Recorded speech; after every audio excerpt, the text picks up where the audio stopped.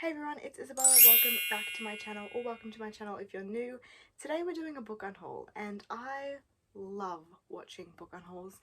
It gives me motivation to get rid of some of my books, which is always a great thing because I collect way too many.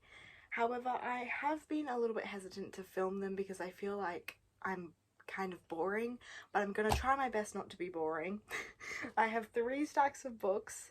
I actually have like 2 other bags full of books that I'm not showing because I just think that those books aren't really worth talking about. So I've only included books that are popular and that I have read. There are a few that I haven't read, but nevertheless, I will say this will probably be a controversial video because there is a few authors in here that are very popular that I don't enjoy, and I finally decided to get rid of her books because I've just been keeping them on my shelf because she's popular, and I'm like, I'm not going to read her books. Like, I've tried, I don't like her writing.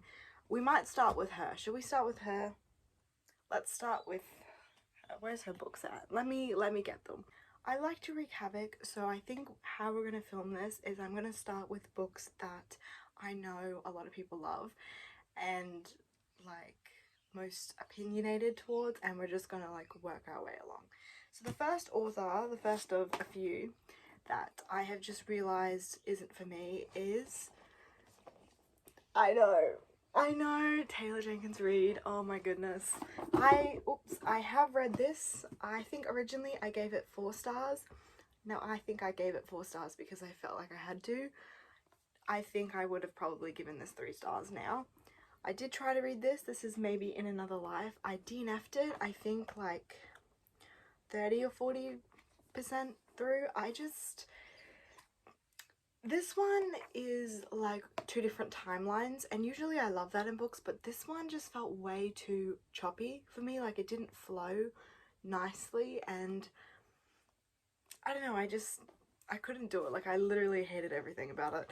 And then this one I enjoyed, but I hated Evelyn.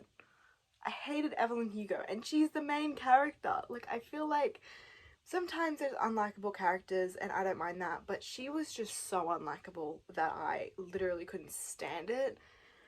And the writing, like, I know Taylor Jenkins Reid is known for really good writing, and I'm not saying it's bad, I just don't think it's for me. I don't like it. I don't think there's flow to it. Oh my gosh. I know. Okay, we're just gonna move on because I'm kind of scared to say that she's just not for me, and that's okay. Like, she's a great author to some, just not for me. How many times am I gonna say not for me? Don't attack me, please. Please don't attack me. Very quickly, I'm gonna give a synopsis of each book, just in case you decide to pick it up. Not too in depth though. This follows Evelyn Hugo and her 7 husbands. There is a plot twist at the end. I think it's in the 80s, 90s. It's in the 90s. And then this is following Hannah, and basically we follow 2 different timelines. One where she goes home with her ex-boyfriend, and one where she goes home with her best friend.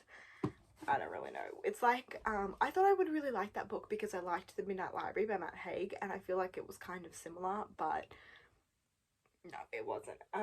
Next book, Gallant by V.E. Schwab. I have talked about this in a few of my other videos.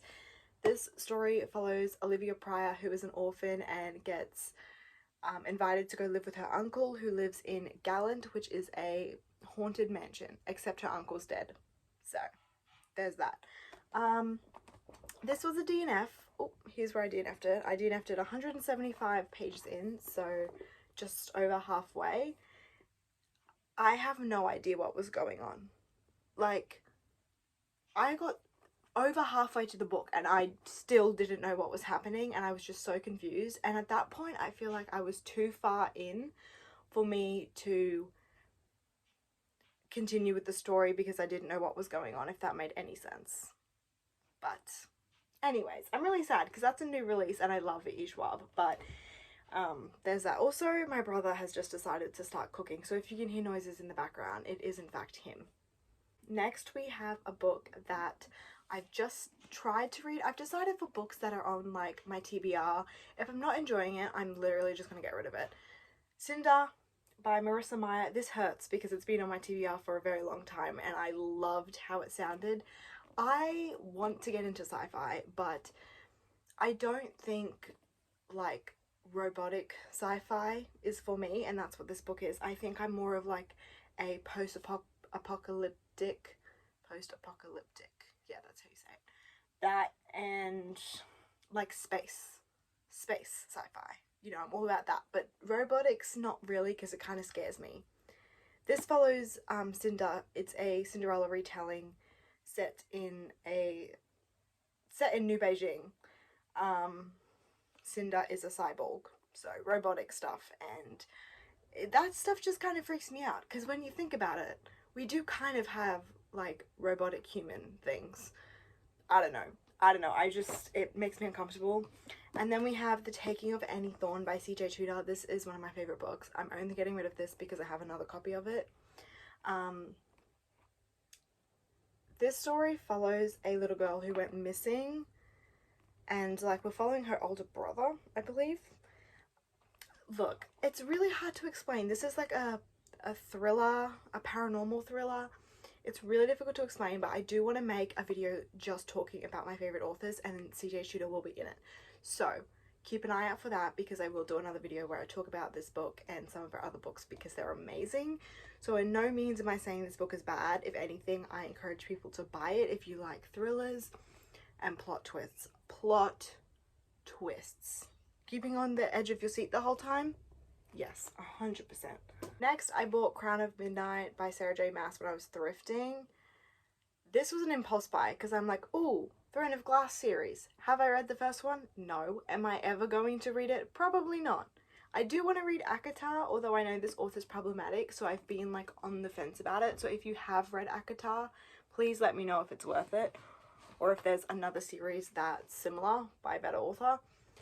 Next we have Red Queen series. So we have Red Queen, Glass Sword, and then Cruel Crown, which is a novella. Now I have read Red Queen. I think I gave it 3 stars. I loved the plot, but I wasn't really connected to the characters that much, and I have heard not great things about how this series ends, so I think I just would rather let it go. Like, I don't love it enough to continue it. It follows reds and silvers, so reds have red blood and silvers have silver blood, basically. And from what I can remember, silvers are like royalty and reds are like the opposite, like they're like pushed aside, I think. Yeah. And the silvers have, I'm pretty sure the silvers have like superpowers. Yeah, godlike superpowers. So it has an interesting premise. I'm currently reading Malice, which is a Sleeping Beauty retelling told from the villain's perspective, and it's sapphic, and it has the same element of like different blood, like in that. And I think I've discovered that I really like books about that, like when there's like a diversion. I don't know why, I just find them very thrilling, and I think it's very interesting to see how the author makes the idea different, because I do feel like the having different bloods that divide people is quite a common thing. So I like to see how they make it their own story, if that makes sense. Am I rambling? I think I am rambling. I'm sorry. Also, this is really off topic. Do we like my earrings? I just got these new earrings. I think they make me look so much more put together. I'm like someone who doesn't wear earrings a lot, because if I take earrings off, I just don't wear them. Why am I get so sidetracked? Anyway, Shadow and Bone. Leigh Bardugo. Very popular book. I gave it 3 stars. It was good. It was good. There's nothing special to it. There's like, I didn't care enough to continue the series. I do want to read Six of Crows though, so I do want to read it, but honestly I don't think I will. You know, it's one of those books where I'm like, oh, if I get the chance to read that book, that'd be cool, but I'm not going to go out of my way to buy it or to continue the Shadow and Bone trilogy so that I can read it. This story follows Alina, Alina, who's a soldier. Hang on, let me just read a very brief from this, because I don't remember.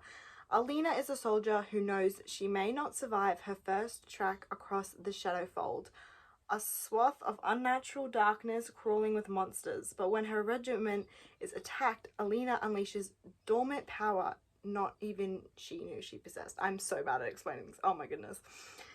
Yeah, so it's like the whole not knowing you have power trope, which I actually kind of like that trope. So I know a lot of people hate it. I really enjoy it.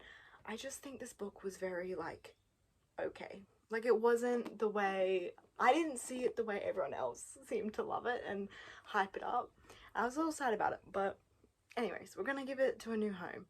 Next, we have an author that I think I've just not really have much interest in reading her books, like, ever, and that's Beth O'Leary.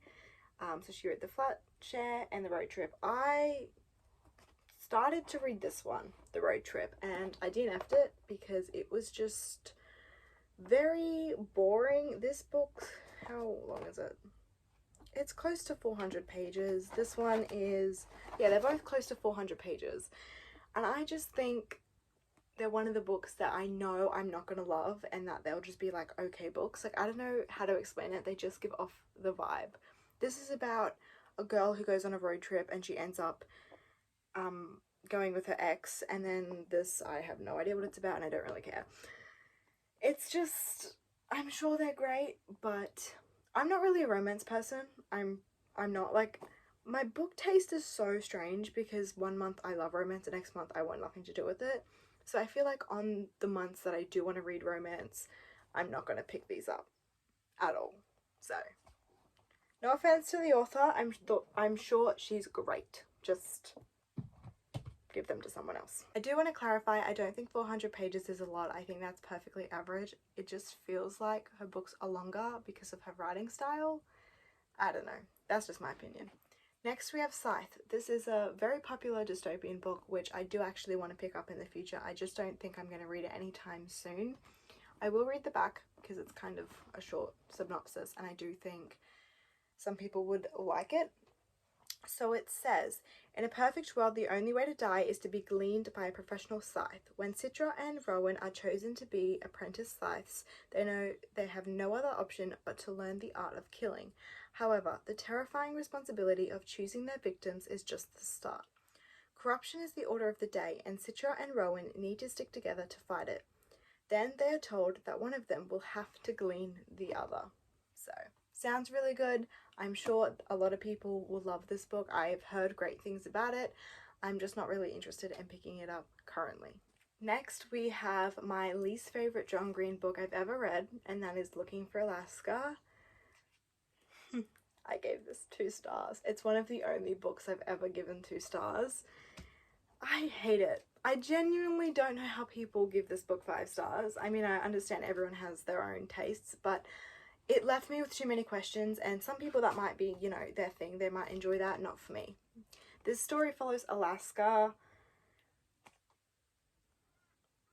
Yep, that's all I remember. I remember the big plot twist, but I can't really say that because it'll spoil it. But there's a big plot twist that's about halfway through in the book, and I feel like it was too early. It was too early in the book because once it had happened, I didn't want to finish the book. I was like, well, there's no point in me continuing the book. Like, I don't like it. I don't like it. I know that's really unpopular. I love Turtles All the Way Down. That's probably my favourite John Green book. Love it, love it, love it. Fault in Our Stars is good. Let It Snow is good. This one, she can go. Lastly on this list, I'm going to include, well, it's more than 2 books. You'll see what I mean. We have Charlotte Bronte, Jane Eyre. It's a classic. I think I've just realised I'm not into classics unless they're, like, simplified. And then this, which is all of Jane Austen's books in one big book. Again, great concept. Never gonna touch it. Never gonna touch it. It's just gonna sit on my shelf. No interest whatsoever in reading this. Not even one of them, honestly. I've tried to read Jane Austen. She's too smart for me. Her brain is great. It works in wonderful ways. Unfortunately, I don't understand a word she's saying, so.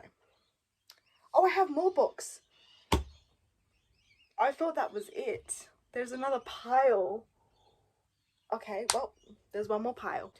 Okay, I'm gonna go through these books quickly because I feel like this is gonna be a long video anyways.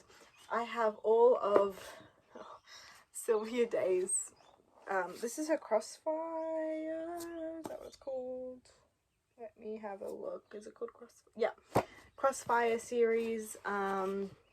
Never read them, never going to. There is other spicy books that I would rather read.